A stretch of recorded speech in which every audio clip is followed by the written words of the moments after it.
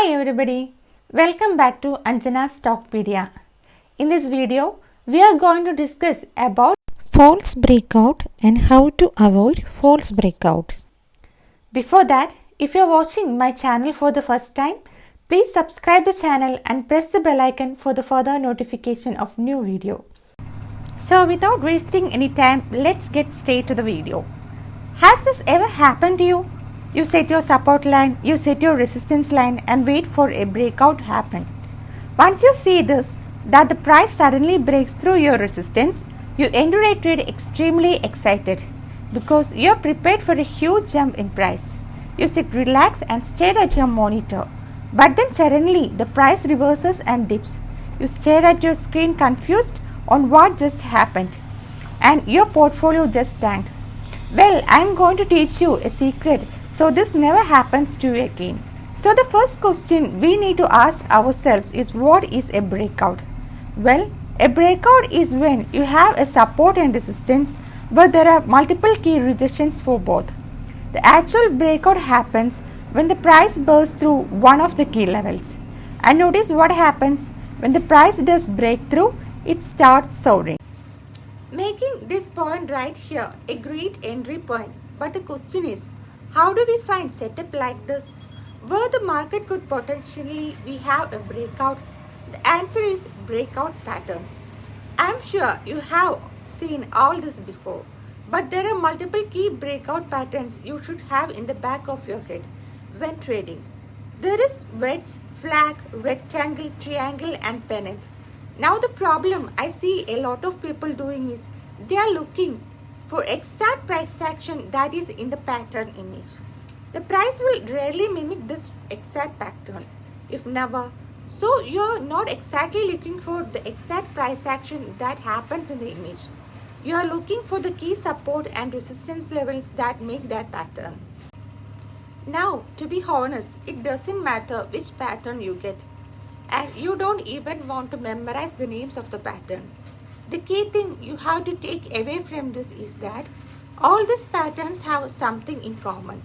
The price consolidates, making two key levels, then eventually breaks out. So here we found price movements that look as if it has multiple key points of support and resistance. The more key points, the better. We acknowledge this is happening, so put a support and resistance line making a rectangle pattern. So far so good, but this is the point where people usually make the mistake. So what happens is people usually wait for a breakout in either direction. So once someone sees the price break through the resistance line, they immediately enter the trade. But it turns out it was a false breakout and the price reverses in the opposite direction. This specific trader would have lost a pretty decent amount of money. I am going to show you how to prevent this from happening. So we go with a greater chance of the price going the direction we want it to. The first thing we need to understand what is called momentum candles. Momentum candles can have many forms, but usually it's one big candle with a large body or three medium-sized candles all going in the same directions. These two forms of momentum candles are going to be what we are looking for. Let me show you an example. So, in this example, we have a set of multiple higher highs. So, we can set a resistance level right here. Then we have a key support level right here because the price reversed multiple times at this level. And now we wait. We see a pretty decent sized candle form and break the resistance level.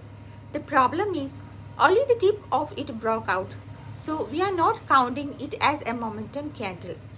For us to be able to count this as a momentum candle, the majority of the body would have had to be crossing the resistance level. We would also consider this a momentum candle if another green candle appears outside of the line like this. But unfortunately, it was a red candle instead. So we know the signal and look what happened. It was a false breakout. Let me show you another example. So here we have our support and resistance level set up. The price moves and a decent sized candle breaks through our resistance. It's not a momentum candle because it does not have a big body. So we wait for further confirmation. A second candle appears, but it's still a pretty small candle. And as we said before, we will only count it as momentum candle if it has a huge body or there are 3 green candles. So we wait again. Then a third green candle pops up, which is an extremely bullish sign. So this when we enter the trade. Now there are 3 different scenarios that could happen. The price keeps going up from here. The price goes back down to the resistance level and bounces off. Or the price breaks through the resistance level and falls back down and counts this as a false breakout. So what should we do? Should we wait for a pullback to happen or should we enter the trade right now? Well, what I like to do is set up a strategy. So the odds are in my favor no matter what the outcome is. Rather than wait for a pullback, I am going to enter the trade at the close of this momentum candle. Then I will set my stop loss right below the resistance level. This way, if the price does end up doing a pullback and bouncing off my resistance level, it does not reach my stop loss and still I make a profit. Or if the price decides to go straight up from here, I am in the trade. Consider this candle right here is a momentum candle. It is a very low chance that this is a false breakout. But in the off chance it were, I have a stop loss in case To make the price sure we are decided to taking drop. advantage Now of the high that we profits have our is entry use point, what I we like need to call figure out the an two-step exit take strategy. profit With system. breakouts, they tend to have large upsides. So we have decided to do just the normal 1.5 ratio. We would be missing out on a lot of profit.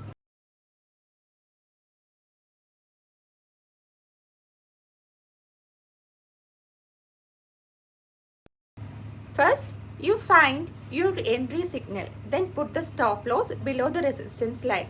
Then we are going to set our take profit line at 1.5 ratio. Once the price hits our take profit mark, we sell half of our shares to guarantee that profit. The other half will stay in the gain. Next, we will raise our stop loss to our previous take profit mark. Then our next take profit mark will be declared by an indicator. That indicator is the chandelier indicator. To add this indicator, just go to Trading View, go to the Indicators tab and type in chandelier. Then we go to the indicator settings and change the ATR multiply to 2. This will give us our exit strategy. It's very simple. We sold half of our shares at the 1.5 profit mark. We let the other half run. We set our new stop loss at our own take profit mark and we will exit the trade once the chandelier indicator changes colors. So right here, we would off-sold the remaining of our position. Notice all of the extra profit we made by only selling half of our shares. If we would off-sold all of our shares at the 1.5 profit mark, we would have missed out on a lot upside. You can also see the price went straight up right away without forming a pullback. This is why I like to enter the trade right away because most breakouts will go straight up without forming a pullback. Let's see one more example.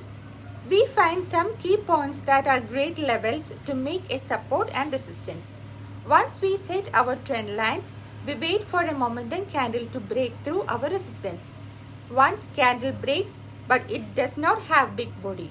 So we wait for 2 more green candles. Once we see the 3 green candles, we enter the trade. We then put our stop loss below the resistance line and set our take profit to 1.5 ratio. We then wait for the price to hit our take profit. Then we sell half of our shares. After we sold half of our shares, we move our stop loss to our all take profit mark. Then we turn on the chandelier indicator. We then wait to sell the other half of our shares until the chandelier indicator turns colors. Once it does, we exit the trade.